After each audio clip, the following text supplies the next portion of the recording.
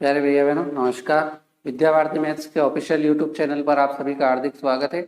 आज के इस वीडियो में हम कक्षा छठी गणित के अध्याय 1 अपनी संख्याओं की जानकारी के अंतर्गत प्रश्नावली 1.1 के सवालों को हल कर रहे हैं। तो चलिए वीडियो को स्टार्ट करते हैं। पहला सवाल हमें दे रखा है, रिक्त स्थानों की पूर्ति कीजिए। ठीक, तो इसको शुरू करने से पहले अपन थोड़ा बेसिक्स देख लेते हैं कि इन सवालों में, इस सवाल में अपन क्या क्या उसकी आवश्यकता रहेगी। तो जैसा कि आप सभी को पता है कि जैसे 1000 है, तो यहाँ पर अपने को 1000 लिखे हैं, तो 1000 में पीछे कितने शून्य है? 3 शून्य है।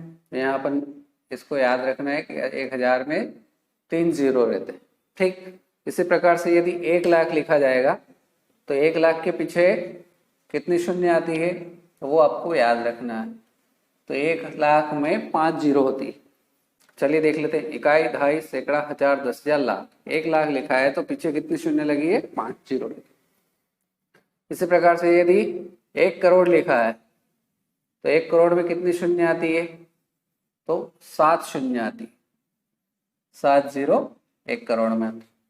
ठीक, इसी प्रकार से 1 मिलियन, 1 मिलियन बराबर कितना होता है?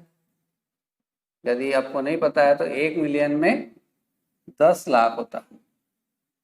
ठीक, तो ये कुछ फैक्ट है जिनको अपने को याद रखना है। तो चलिए अपन इसके पहले सवाल, रिक्त स्थानों की पूर्ति कीजिए, को सरल करते हैं। तो ये आपको याद होगा लगभग, और यदि याद नहीं है तो इसको थोड़ा आप नोट कर लेना। 1-2 बार पढ़ेंगे तो आपको याद हो जाएगा। चलिए, पहला है रिक्त स्थानों की पूर्ति कीजिए। पहला दे रखा है इसमें ये वाला भाग, 1 लाख बराबर खालिस्तान 10,000। तो इसको कैसे करेंगे? सबसे पहले जो आगे लिखा है 1 लाख, तो अपन लिख देंगे 1 लाख। अब अपने को पता चल गया कि 1 लाख में 5 जीरो होती है।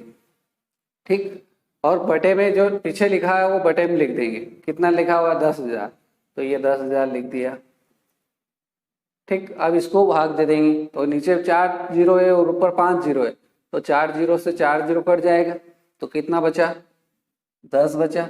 और नीचे कितना है? 1, तो 10 में 1 भाग का भाग देंगे तो कितना आएगा? 10 ही आएगा। अर्थात 1 लाख बराबर 10,000। ठीक, समझ में आ गया होगा कैसे करा कि जो आगे लिखा हुआ है 1 लाख उसको अपने ने ऊपर लिखा, और जो पीछे लिखा हुआ खालिस्तान बराबर के आगे उसको अपनों ने नीचे लिखा, भाग दिया। आगे वाले में पीछे वाले का भाग दिया और जितना आया वो ना इसके बराबर।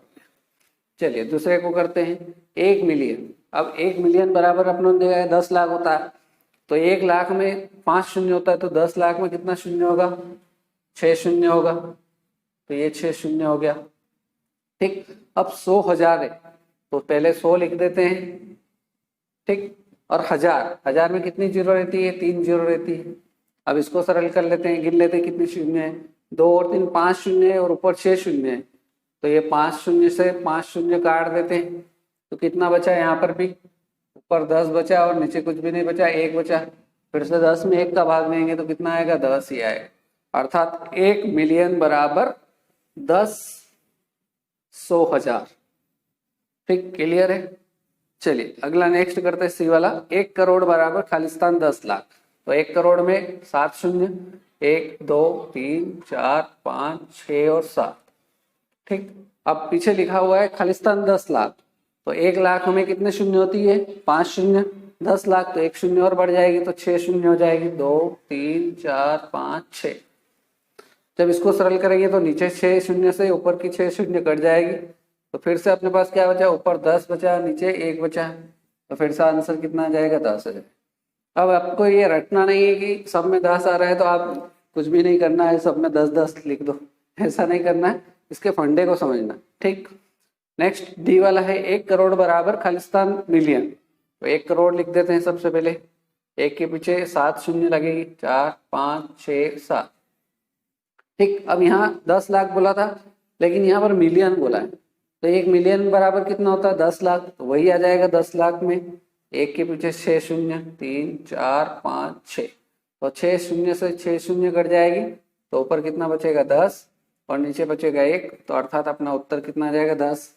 इसमें भी 10 आ गया। तो यहाँ पर 1 करोड़ बराबर 10 मिलियन होता है, और 1 मिलियन बराबर खालिस्तान लाख। तो ये अपनों ने फैक्ट में देख ही लिया था कि 1 मिलियन बराबर कितना होता है? 10 लाख होता है। तो यहाँ सारे रिक्त स्थानों में 10 10 10 आया है, तो आपको रटना नहीं है, जिस तरह से मैंने समझाया इस तरह से समझ के आपको हल करना। तो इस प्रकार से ये अपना पहला सवाल कंप्लीट है। चलिए अगला दूसरा सवाल दे रखा है, सही स्थानों पर अल्प विराम लगाते हुए संख्याओं को लिखिए। मतलब यहाँ पर क्या करना है, अपने को अल्प विराम लगाकर संख्याओं को लिखना है। पहले नंबर पर ए में दे रखा है 73,75,307। ठीक, तो किस प्रकार से लिखते हैं और अल्प विराम लगाते हैं, चलिए इसको समझते हैं। सबसे पहले लिखा है 73 लाख, तो अपन लिख देंगे 73 लाख। 75,000, तो ये 75,000। ठीक, 307, तो ये 307।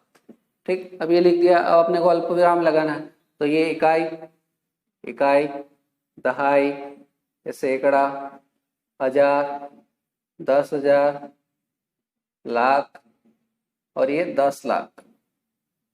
ठीक, अब अपन अल्प विराम कैसे लगाते हैं, इकाई, दहाई, सैकड़ा, सैकड़ा के स्थान पर एक अल्प विराम लगाते हैं, फिर 1000, 10,000 फिर लगाते हैं, फिर लाख और 10 लाख। ठीक, तो यहाँ पर अल्प विराम लगाकर एक इसको फिर से लिखेंगे तो ये क्या हो जाएगा, 73,75,307। ठीक, ये अपना उत्तर आ जाएगा।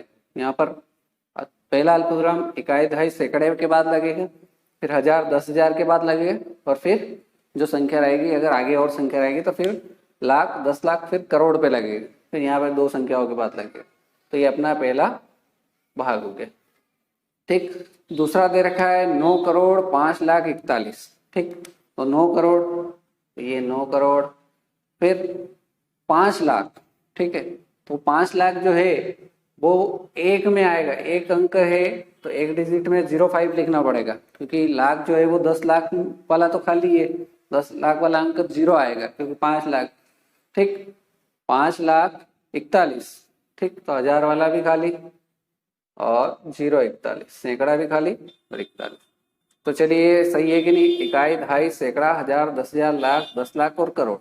ठीक, तो यहाँ पर अल्प विराम लग जाएगा, तो ये हो जाएगा 9,05,41,। ठीक, समझ में आ गया होगा आपको। चलिए नेक्स्ट सी वाला भाग देखते हैं, 7,52,21,302। तो 7 करोड़, तो ये 7। ठीक, करोड़ कोई बात नहीं, 52 लाख। अब यहाँ पर 2 है तो कोई बात नहीं, 52 लाख। 21,000, ये भी कोई बात नहीं। 302, तो ये 302। ठीक, अब अल्प विराम लगाना है, तो यहाँ से लगाएंगे इकाई, दहाई, सैकड़ा, यहाँ पर लगेगा, 1000, 10,000 यहाँ पर लगेगा, लाख, 10 लाख यहाँ लगेगा और करोड़। तो 7,52,21,302 ये अपने को दिया था।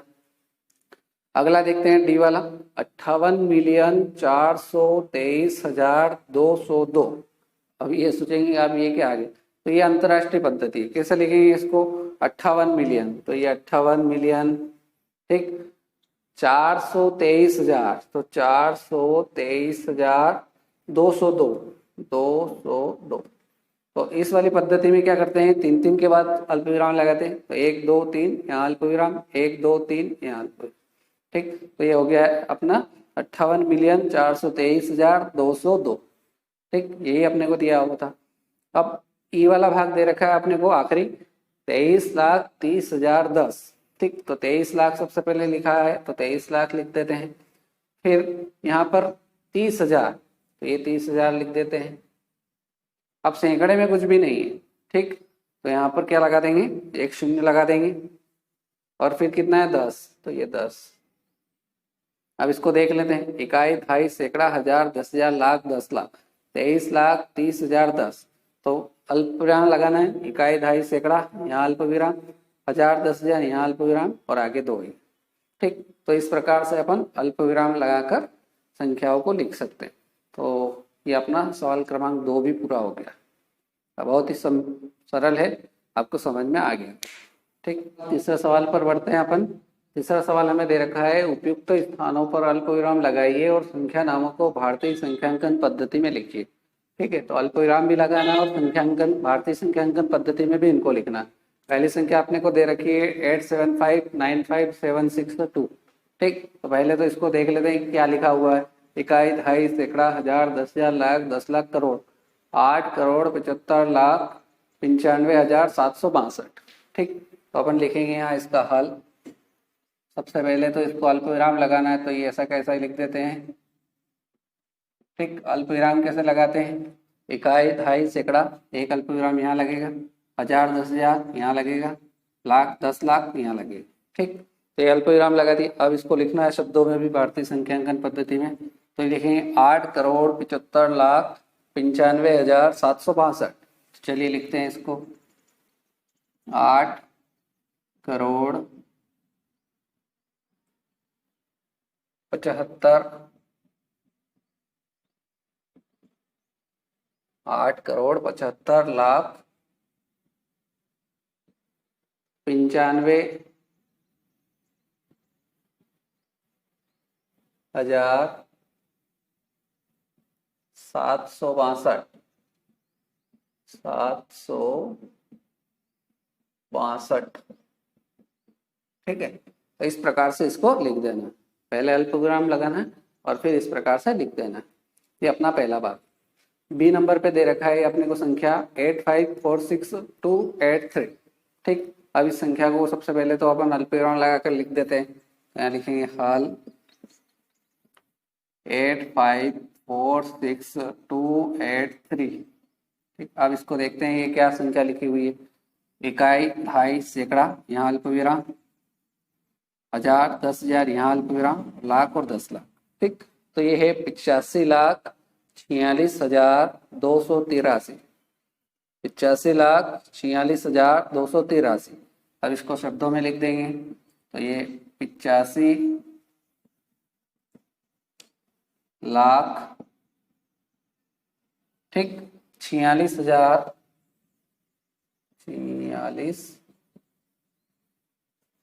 46,283, 283। ठीक, इस प्रकार से अपना बी नंबर वाला भाग भी हो जाए। बहुत ही सिंपल है। तीसरी संख्या आपने को दे रखी है 999,000,046। ठीक, तो पहले संख्या लिख देते हैं, तो ये 999,000,046। ठीक, अब अल्प विराम लगाएंगे, कैसे लगाते हैं, इकाई, दहाई, सैकड़ा, तो एक अल्प विराम यहाँ लगेगा, फिर 1000, 10,000 फिर यहाँ लगेगा, लाख, 10 लाख फिर यहाँ लगेगा। ठीक, तो अभी संख्या को क्या पढ़ेंगे, 9,99,46,000, क्योंकि 10,000 में कुछ भी नहीं है और सैकड़े के स्थान पर भी कुछ भी नहीं है, तो 9,99,46,000। ठीक, तो इसको लिख देते हैं, तो ये लिखेंगे 9 करोड़ 99 लाख 46। तो ये हो जाएगा 46। ठीक,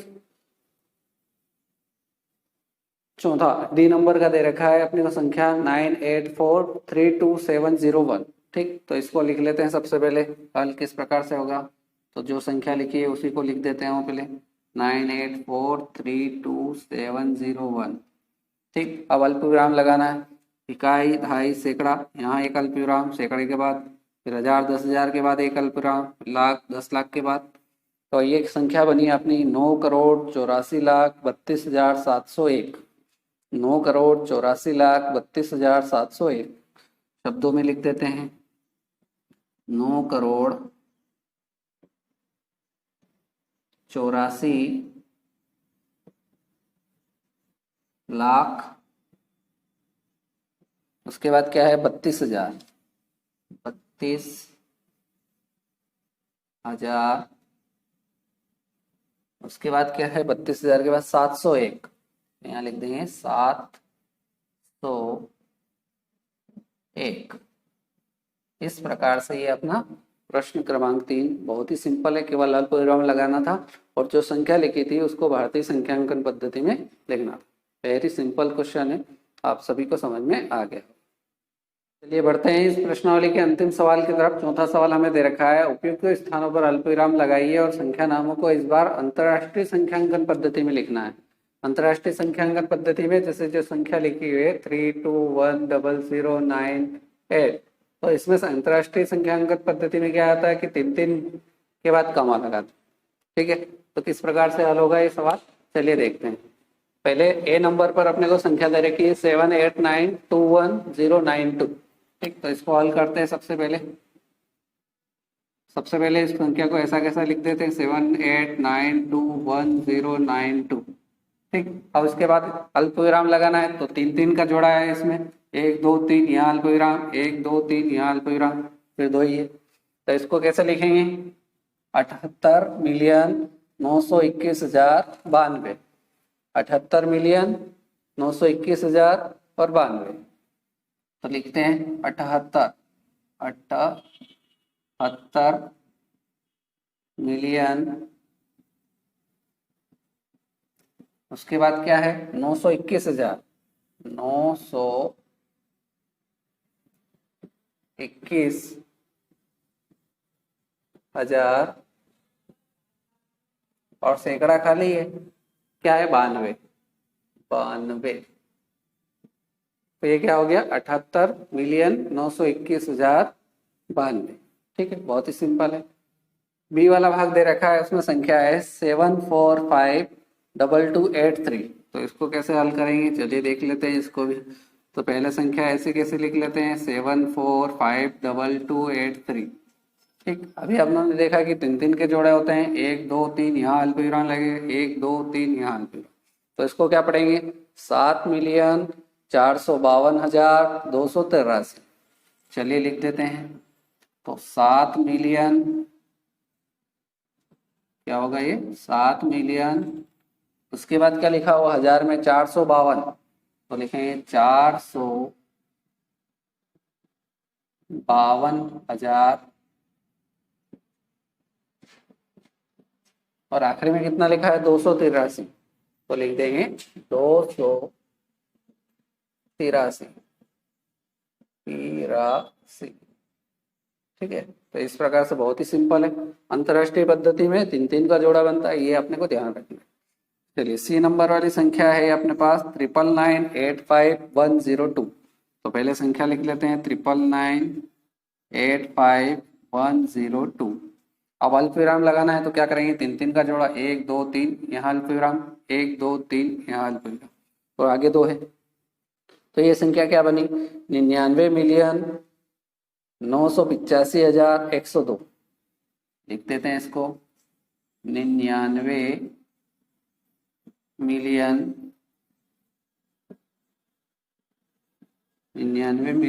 उसके बाद 985, तो 985,000। उसके बाद क्या है 3 102, तो यहाँ लिख देंगे 102। बहुत ही सिंपल है, अब आपको समझ में आ गया होगा।